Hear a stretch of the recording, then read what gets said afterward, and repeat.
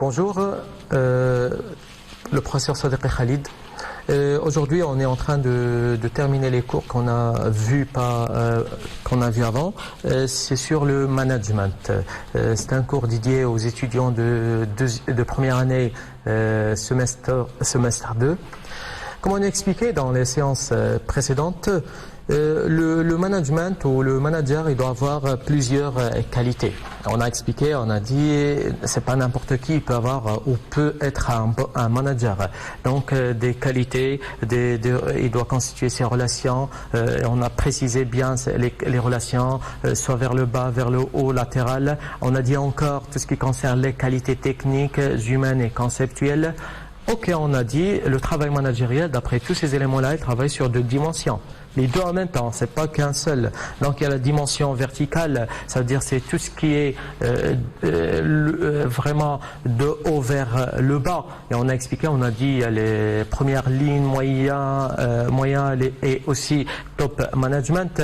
Et on a dit dimension horizontale qui regroupe les différents domaines de responsabilité du manager, soit ressources humaines, soit finance, soit comptabilité, soit donc ça c'est les relations qui existent. Donc, tout simplement, si on arrive à comprendre, à saisir bien c'est quoi le management, c'est quoi les clés de la réussite d'un manager, ça c'est d'une façon générale, d'après tout ce qu'on a vu dans les ouvrages et tout, mais on va voir que le management, il a des écoles. Le management est précisé par plusieurs visions. Donc ici, c'est pour cette raison-là, le manager A de l'entreprise 1, c'est pas pareil que le manager B de l'entreprise 2. C'est pas pareil que C3, D4 et ainsi de suite. Donc parce que chacun, tout simplement, il a sa vision. Et comme on a dit, et ici on a classé le management selon 2 visions. Au niveau historique, au niveau donc du temps, il y a plusieurs visions. Il y a la vision mécaniste qui est simple et la vision systémique complexe qu'on va voir par la suite. Donc aujourd'hui, on essaye de terminer ou de voir la vision mécaniste simple qui a commencé depuis longtemps. Et après, donc, on arrive pour tout ce qui est moderne, actuel, c'est la vision donc systémique et complexe.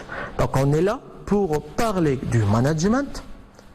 Tout simplement, il y a plusieurs, on a vu dans les chapitres de base de management que les managers en général, ils sont là pour comprendre tout ce qu'ils font. Donc ça c'est le plus important. Donc l'objectif qu'on peut avoir dans ce chapitre est tout simplement d'étudier les différentes approches théoriques traitant la notion de management, on l'appelle les écoles de management, on peut les appeler aussi les courants de management, on peut les appeler aussi, c'est la pensée du management. D'accord, donc il y a plusieurs appellations, et on préfère parler des écoles de management. Comme j'ai dit, il y a les écoles simples, c'est ici qu'on trouve les 2 types d'écoles, c'est l'école classique et l'école des relations humaines. Et deuxièmement encore, il y a le management qui a une vision systémique complexe. Donc bien sûr, on commence par la première école, c'est la première école classique, c'est la vision simple. Et ici donc, je dois tirer l'attention à vous, à tout le monde, que vraiment le management c'est pas que juste dans le 19e siècle ou au début 20e siècle soit avec la révolution industrielle française ou avant de 100 ans la révolution industrielle anglaise, mais on trouve que vraiment le management ça existe depuis longtemps. Et je vais vous dire, c'est pas juste dans tout ce qui est dans les pays de l'Europe ou dans tout ce qui est dans les États-Unis et tout, non, l'Amérique. Mais on va trouver qu'il existe aussi. Donc le management, il existe depuis longtemps dans les pays arabes et précisément les pays musulmans, donc arabes et musulmans. D'accord. Parmi les classiques qu'on sait tous, les noms qui figurent plus, donc qui sont bien connus dans les classiques, on trouve Adam Smith, on trouve Tyler, on trouve Fayol, mais nous avons également pris en considération ceux qui ont été occultés, tels que Ibn Khaldoun. Et ça, c'est un point qui est très important. Je pense que tout le monde, on oublie de parler de cette partie-là, de la partie la plus importante. C'est vraiment, c'est la base. C'est qui? C'est Ibn Khaldoun. Et comme Weber, les deux dans les pensées pourraient élucider les phénomènes sociaux et organisationnels.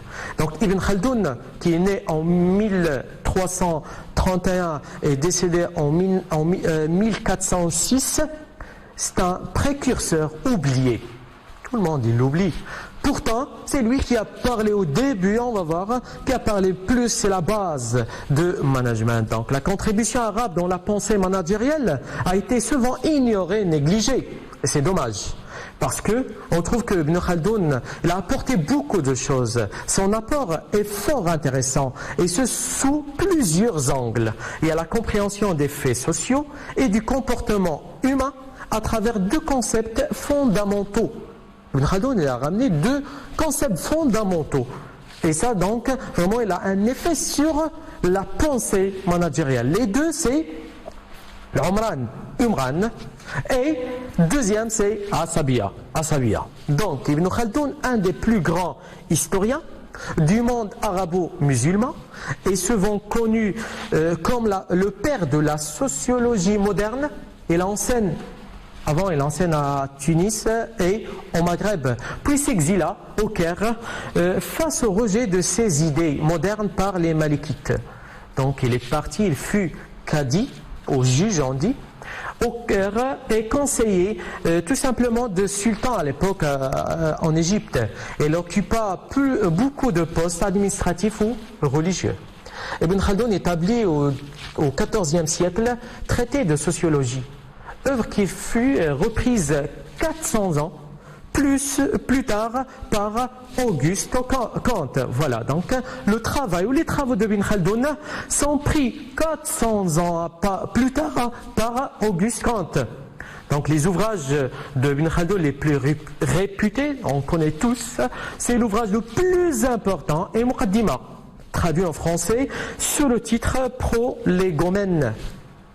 Dans la Muqaddima, introduction en 3 volumes de son kitab, simplement Al-Ibar, on retrouve l'histoire des Arabes, des Persans et des Berbères. Donc ici on va voir que la Muqaddima, l'œuvre principale de Ibn Khaldoun, retrace l'histoire de la civilisation maghrébine du XIVe siècle et témoigne de sa complexité sur le plan des techniques, du savoir ou des formes de gouvernement. De son analyse émergente de concepts fondamentaux, comme on a expliqué, il est basé sur 2 concepts dans le Muqaddima, c'est l'Umran et l'Asabiya. Lorsqu'on dit l'Umran désigne les phénomènes humains, la civilisation, la société, tout ce qui caractérise les organisations humaines dans les aspects de leur vie matérielle. L'Asabiya, souvent traduit par esprit de corps, et cette force motrice qui permet à un groupe humain organisé de se produire. Voilà. Et ici, ça se voit, d'après les 2 termes, qu'il y a le sens de management. Premièrement, on a dit c'est les phénomènes humains, la civilisation, la société, les organisations humaines. Et dans l'Asabiya, donc ici, vraiment, ça permet, où ça donne une force motrice à créer, à produire. Donc ça c'est très important. Ici on trouve que chez Ibn Khaldoun, l'homme se distingue de tous les êtres vivants par des attributs qui lui sont propres. Donc ici on va voir que l'homme, c'est pas pareil comme les autres. Donc les autres êtres humains, il a plusieurs qualités. Premièrement, les sciences et les arts sont le produit de la réflexion, faculté qui distingue l'homme des animaux et l'élève de toutes les créatures. Deuxième chose, l'homme se distingue par le besoin d'une autorité qui puisse le réprimer et d'un pouvoir qui le contraigne. Ça, c'est très clair.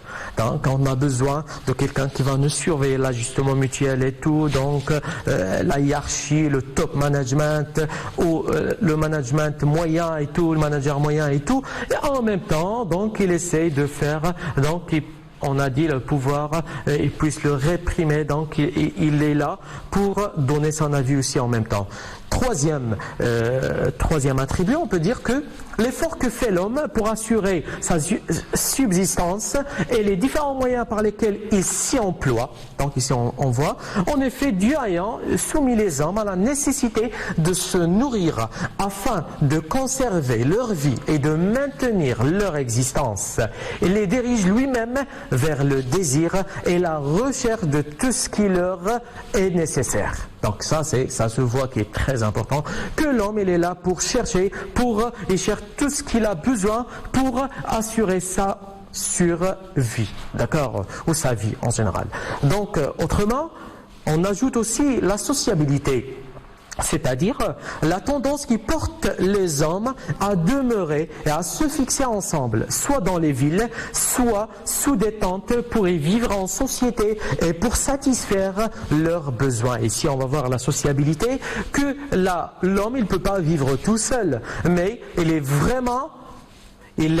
aimerait bien vivre dans des villes, sous des tentes, d'accord? Donc il aimerait bien vivre dans un groupe, et ça qui est très important. En résumé, les idées d'Ibn Khaldoun offrent une grille et une méthodologie de lecture des phénomènes sociaux ainsi que organisationnels. Les concepts tels que l'asabiya, esprit de corps, sa conception de l'homme comme étant un animal politique, impliquant une vision politique des rapports entre les êtres. Ces appels d'adopter une attitude critique sont autant d'éléments qui justifient l'intégration d'Ibn Khaldoun dans différents cours, donc sociologie, histoire, y compris en management. Ici, on voit que vraiment la source aussi de l'école de management ou des écoles de management, si on dit l'école classique, on va commencer par, c'est la source de l'école classique, on peut dire Ibn Khaldoun. Ibn Khaldoun, donc, cet écrivain, ce penseur qui pense à tout ce qui est vraiment la sociologie, on peut entrer aussi plus la sociologie, l'histoire, il a pensé aussi à tout ce qui est management. Et comme ça, on peut dire que tout simplement, on ne doit pas négliger Ibn Khaldoun dans l'école classique. Et comme ça, pour déterminer la vision de management selon l'école classique est relativement restreinte et simplificatrice, comme on a dit, de la réalité et des coûts des analyses d'optimisation.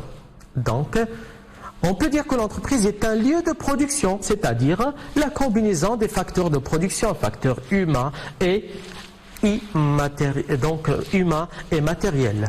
Le travail est organisé au sein d'une organisation d'une façon rationnelle. Il y a la rationalité. Plus encore, dans le management selon l'école classique, on trouve que les acteurs de l'organisation sont des exécutants, sans logique d'action propre, sans pouvoir.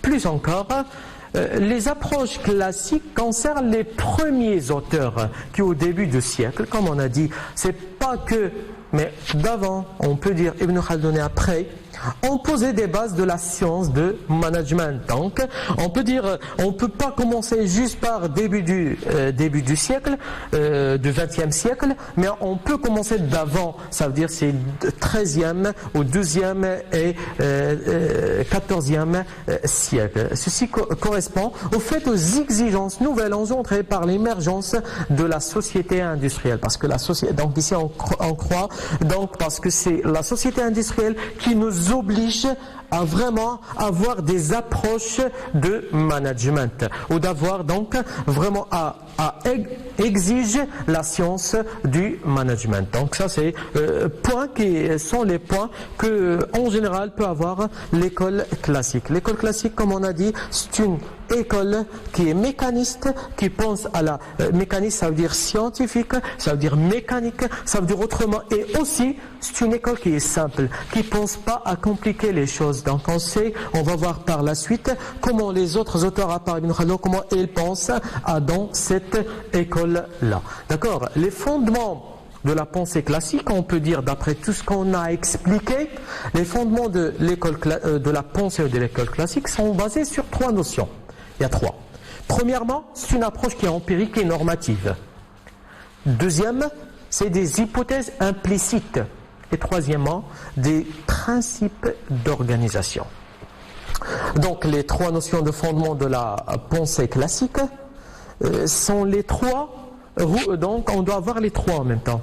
Donc c'est pas un, je laisse l'autre et tout. Non, les trois. La première approche, comme on a dit qu'il est empirique et normative, est issue en général des pratiques professionnelles et d'expériences de direction.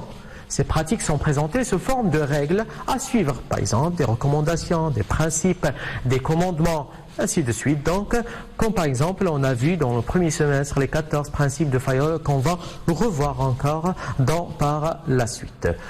Pour deuxième notion, c'est les hypothèses implicites. Les hypothèses implicites, ici, on trouve, il y a deux postulats.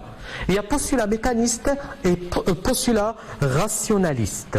Pour le postulat mécaniste, l'entreprise est une gigantesque machine composée de milliers de pièces. Donc les ouvriers ne sont que des rouages du mécanisme global. Ça, c'est chez les classiques. Aussi, le postulat rationaliste, aussi l'entreprise est composée d'éléments humains et matériels qui peuvent être dominés par quoi? Par l'esprit de l'organisateur. Ça veut dire que le matériel est régi par des lois physiques. Les individus réagissent et l'individu cherche la sécurité et répugne aux responsabilités. Donc ça, c'est vraiment deuxième type de notion de fondement de l'école classique. Troisième type de notion, c'est les principes d'organisation. Ici, le principe d'organisation, on trouve, il y a l'organisation hiérarchique, il y a les principes d'exception, il y a l'unicité du commandement et le principe de spécialisation. L'organisation hiérarchique, l'entreprise doit être hiérarchisée. Ça veut dire, c'est vraiment l'autorité dans le sommet, ou la direction, comme on a dit, le top management dans le sommet. Il y a encore les moyens au milieu. Et troisième, c'est la base pour exécuter. Encore, il y a le principe d'exception. Ce sont les subordonnés qui s'occupent des tâches routinières. Seuls les problèmes exceptionnels doivent remonter la hiérarchie et être solutionnés par elle. Donc ça, c'est le principe d'exception.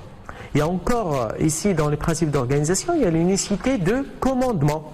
On ne doit dépendre que d'un seul chef. C'est simple, c'est clair.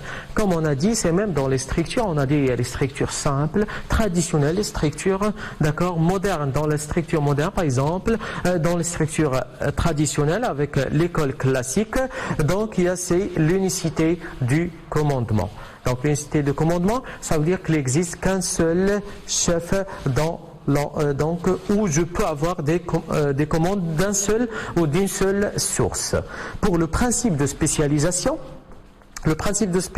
ici, le travail est découpé en gestes et opérations qui sont très simples, facilement assimilables par une main-d'œuvre peu qualifiée. On diminue ainsi le temps d'apprentissage et l'exécution répétée gestes permet une cadence très rapide.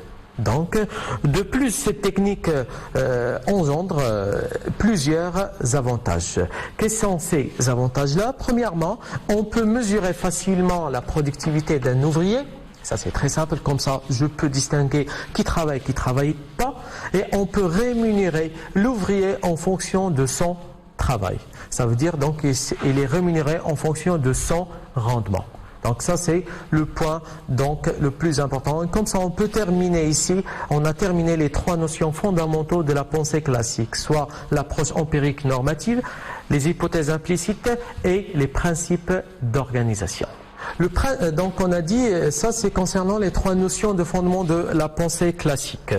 Juste après, on commence par le premier auteur qui est très bien connu, c'est Taylor. La pensée de Taylor, c'est lui qui a parlé de la rationalité productive.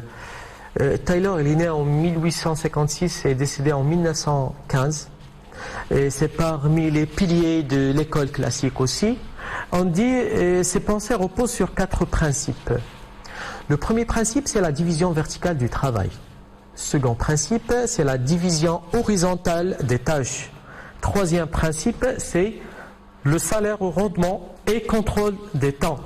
Quatrième principe, c'est la coordination du travail au moyen de la hiérarchie fonctionnelle. Donc ici, Taylor, il travaille avec ces principes-là. Il ne peut pas, d'accord, ce sont ses bases, ce sont vraiment la base pour travailler sur ces 4 principes.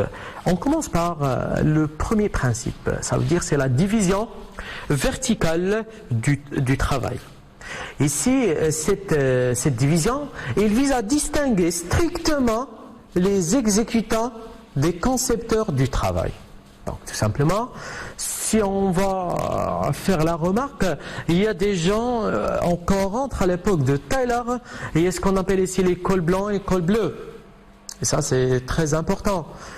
Pour montrer qui est là pour vraiment exécuter, c'est bleu, et qui est là pour vraiment faire la conception, c'est blanc. Donc ici, on peut entrer dans une organisation de type de Taylor qui suit la pensée de Taylor. D'après ça, donc on peut vraiment bien déterminer, on peut vraiment distinguer qui est le concepteur et qui est l'exécutant. D'accord? Ça c'est vraiment c'est le premier point de la division verticale du travail. Par la suite, on dit que l'étude scientifique du travail doit être réalisée par des spécialistes.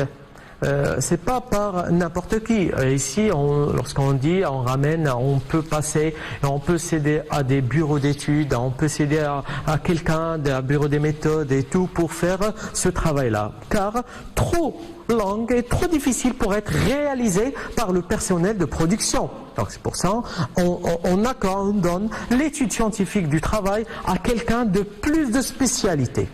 D'accord?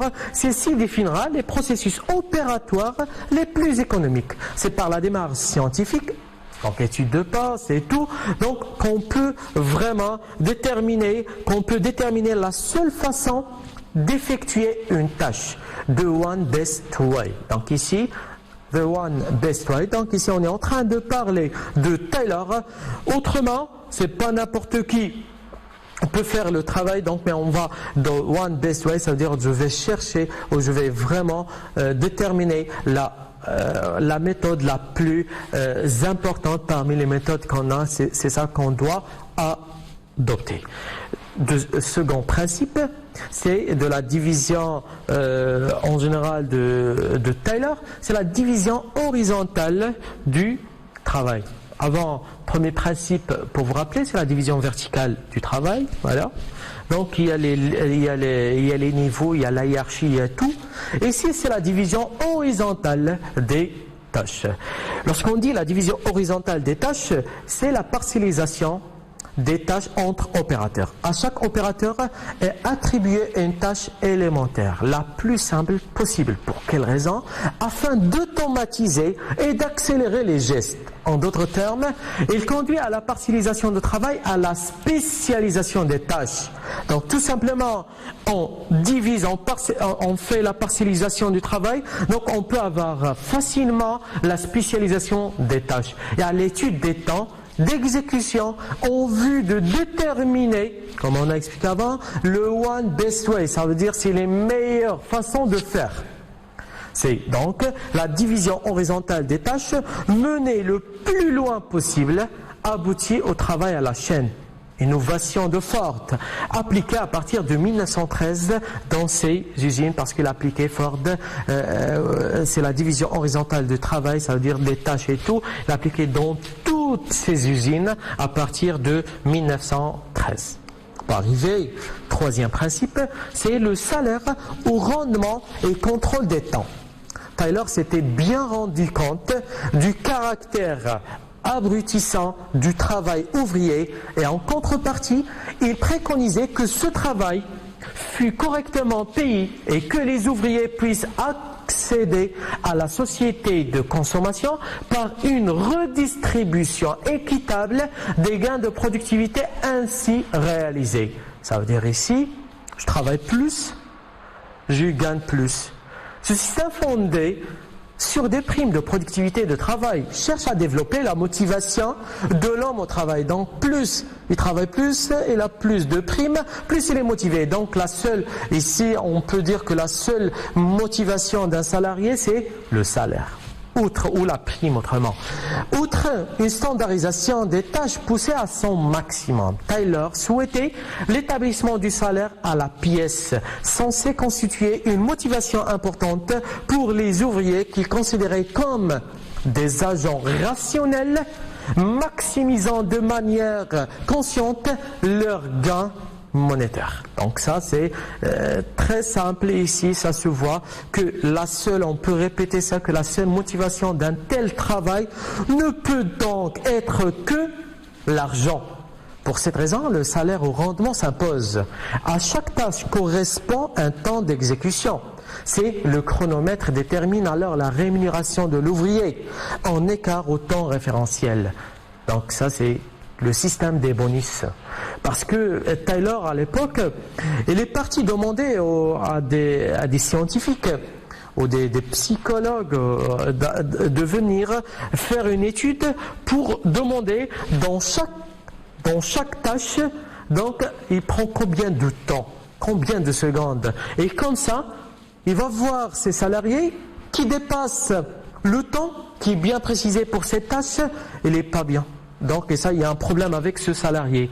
Et qui fait le temps, c'est bien, moi, c'est très bien, mais c'est pas, ça c'est, en général, c'est les principes, on dit, de Taylor. Et comme ça, on peut dire que le salaire au rendement permet la lutte contre le temps mort, qu'il découle d'une mauvaise organisation ou de la tendance spontanée des travailleurs